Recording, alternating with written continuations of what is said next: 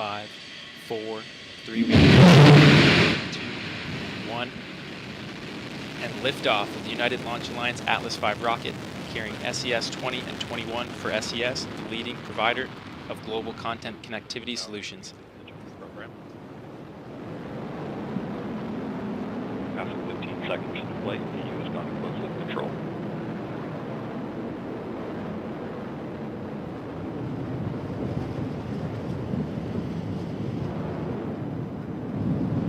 Coming up on 30 seconds into flight, RD-180 is throttled back as expected. Engine response looks good. You're hearing the voice of Jesse Gonzalez providing launch vehicle ascent data. And 40 seconds into flight, Atlas V is now